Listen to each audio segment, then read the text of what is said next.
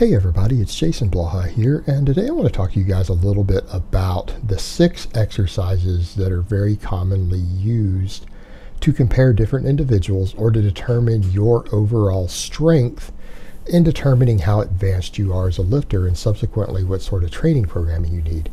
Now, when this sort of thing comes up, people always say silly things like, well, I'm not interested in being a power lifter, even though they have strength goals or even size goals, and we know size and strength are tied together, and they don't understand that the power lifts were selected for powerlifting not because they're the power lifts, but because they represent a very good range of strength through a number of basic body movements. And it's not that they're the only ones that anyone has standards for, but yes, the big three, the squat, bench, and deadlift, are part of those standards. And the reason we have standards like this is that you have to have a way to standardize and quantify strength from individual to individual, because if you don't know what sort of program to put that person on, and you don't know how someone's strength stacks up to someone else versus how effectively they have used their months or years of training.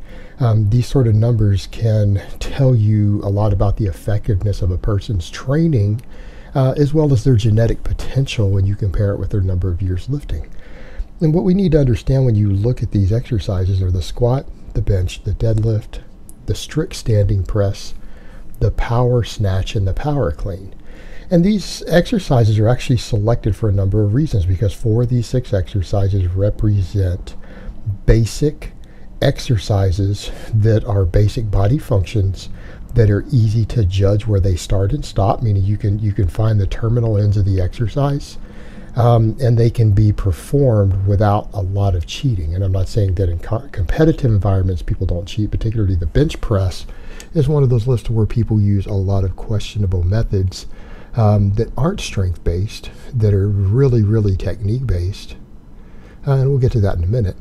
But the other 2 are there because they are considered very good judges of overall explosiveness and athleticism as they pertain to strength.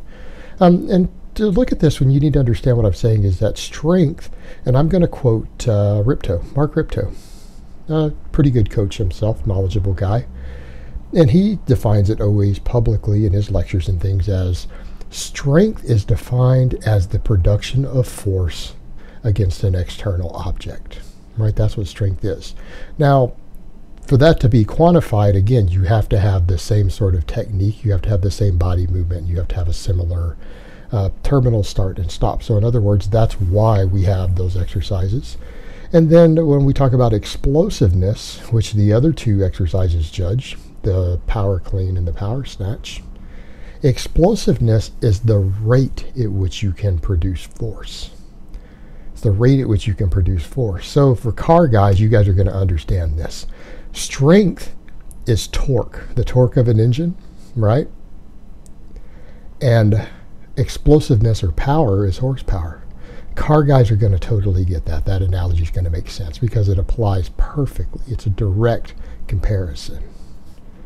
And so in other words, a deadlift would be a measure of torque, how many foot-pounds of force do you produce, whereas in the power clean would be horsepower. Again, these are synonymous. They make sense. So when we look at these, people would say, well, why are these lifts selected? Well, they're all selected because they're exercises in which you can judge if people are using similar technique and they have a clearly defined start and stop, right?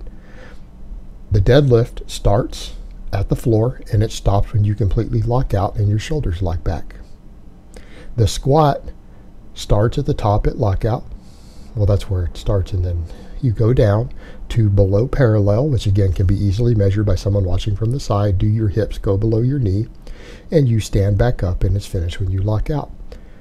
The bench press, again, the lift itself starts at the chest from a pause on the chest, and it finishes when you lock it out. This is easy to judge as long as you're performing them without cheating, bouncing off the chest, touch and go. That would be cheating on bench press. And the range of motion can be manipulated. Excessive arching is a problem. And even I will admit, and most people admit, in powerlifting that can skew the numbers, because if someone can arch and take 5 or 6 inches out of the range of motion, they're obviously not going to have to produce as much force to lift the same weight.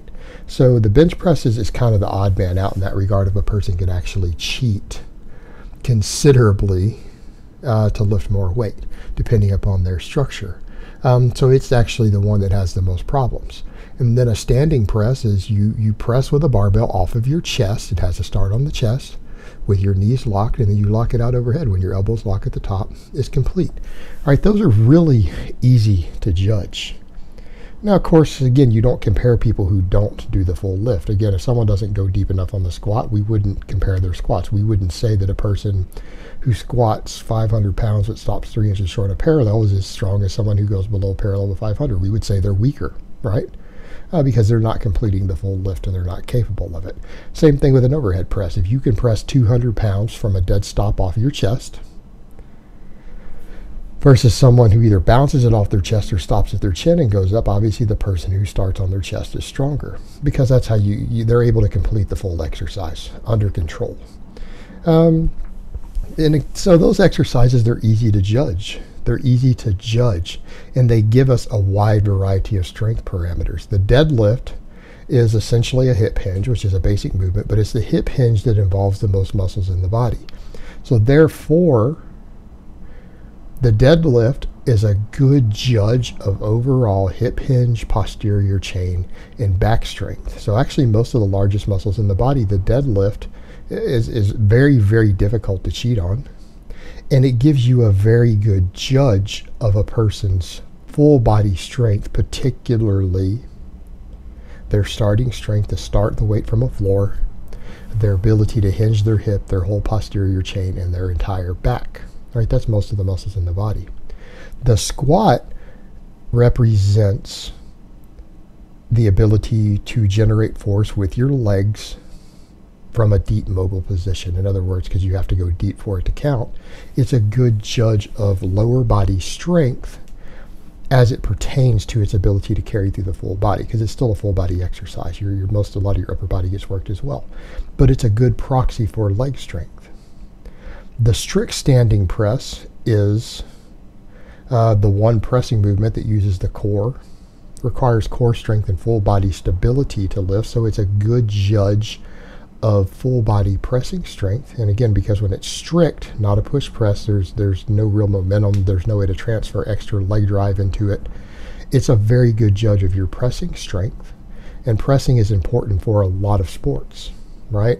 So when we're looking at athletes to determine how strong they are, the press is a good judge, whereas in the bench press is a great proxy for overall upper body strength, because it's totally upper body centric. Yes, sometimes you can use a little leg drive with technique, but not the amount that you can get away with on an overhead press if you were to cheat, right? It's nowhere near as much. And it's been found, and this is why the NFL uses it, and people say, well, I don't judge. Well, it is a judge, because again, when people are getting $5 million contracts based upon their combine performance, these are people who are concerned with really finding out how effective and athletic and strong an athlete is before they're going to give them millions of dollars. And I can assure you these people have a vested interest in making sure that's accurate. Well, and it is found in strength and conditioning circles that the bench press is a good proxy for overall strength. Now, what's also looked at when people are recruiting athletes is the power clean. So these other two exercises, the power clean and the power snatch, tell you how explosive a person is in relation to their strength. In other words, you could look at how much someone squats or deadlifts versus their power clean, and that's going to tell you a lot about what their explosive potential is. And the same thing with a power snatch. You could compare a power snatch to a press in certain ways, because it's a lot of shoulder involvement to get it moving, but it's a full body explosive exercise. These two exercises represent how explosive you are. Well, that matters for performance and athleticism, because every single sport on earth, explosiveness is very important. It is critical for 95% of sports. speed is power, and power is everything. You need to be fast to be good at most sports, barring a few exceptions. So when we're looking at this and we're using these as strength standards, these six exercises really represent a good cross-section to determine how strong and powerful a person is. And they're very good and they're standardized, because here's the thing: when you want to really know how strong different people are, when you compare them in terms of athletes or whatever, or showing off, you have to have standards in place so that you have a case-by-case comparison. And because these six exercises have been pretty carefully selected over the years, they're very good proxies for determining how strong and explosive a person is and how they stack up to other people. That's not only important for just knowing how strong you are overall, but that's important for coaches to know when they want to compare their own athletes, whether they're recruiting, hiring, or trying to figure out where the weak points are on the different people that they coach on their team. These exercises represent these things very, very well when you look at them in their totality. All right, guys, but that's really all I have to say on that today. I hope it's been informative, and I will talk to you guys next time.